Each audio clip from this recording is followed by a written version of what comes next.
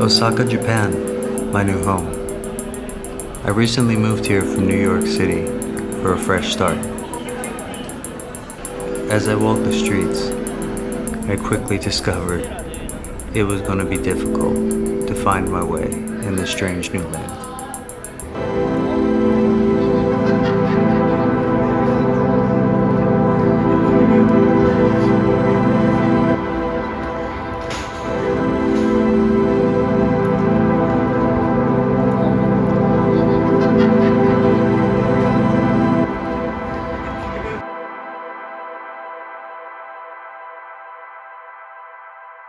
I go out often at night to gather my thoughts and gain some perspective on life.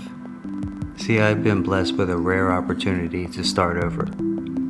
I was determined this time to follow my passions and chase after my dreams, no matter how difficult. I knew what I wanted to do. I loved making videos, and what seems like lifetimes ago, I was a musician and composer. Somehow, I wanted to marry the two and tell a story. To tell my story. I had so much to do.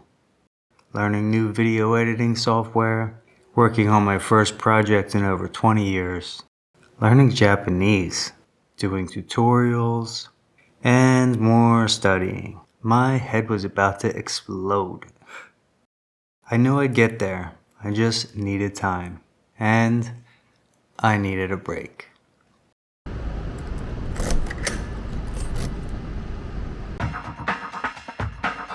So I set out to find my way around the city and hopefully learn something about myself along the way. I was mesmerized by the sheer amount of people and activity, the constant stimulation, all the neon lights and the signs. Everything just seemed addictive and hypnotic. I often felt lost and wandering aimlessly, looking for a destination yet to be determined. Kind of like this guy, except I hope it wasn't as scary. I made my way into the Shotangais, covered shopping streets you can find all over Japan. This is where everyone gathers at the end of the day. Here you'll find salarymen, friends, and co-workers, all meeting for drinks after a long day of work.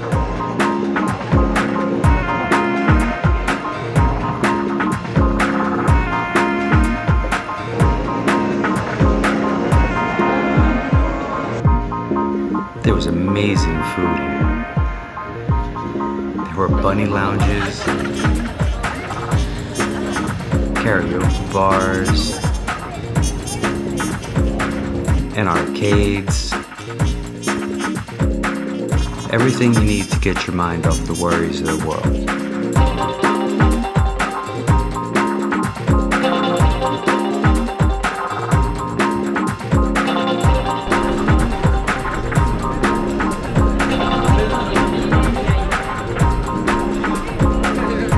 As I walked around exploring the side streets, I was amazed how quickly you could find yourself in a completely different atmosphere.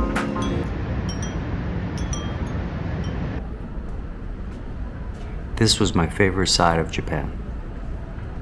It is a deeply spiritual country, somehow marrying the chaos of the modern world with a strong sense of tradition and community. What amazed me about the Japanese people was everyone took so much pride in their work and seemed to be masters of their craft. Something a friend said to me came to mind. In learning to master a skill, one learns to master themselves. Another turn down an alley, and I found myself right back in the thick of things. I was getting tired, but I knew I had to go through one last neighborhood on my way home.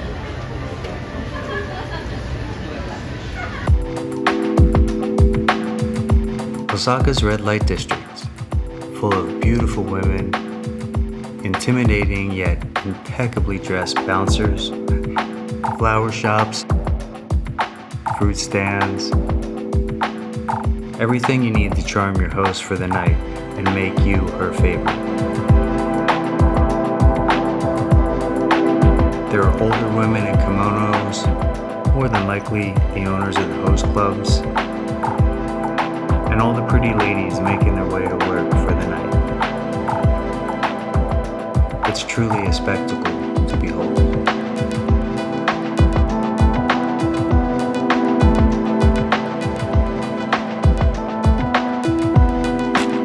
As I sat and watched it all play out in front of me, I couldn't help but wonder why these women chose this lifestyle. Was it the money? Was it a need to be wanted or loved?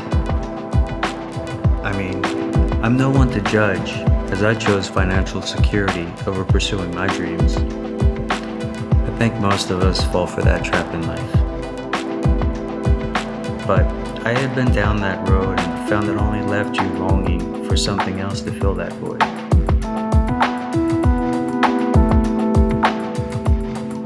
This time around, I knew win or lose, I had to chase after my dreams.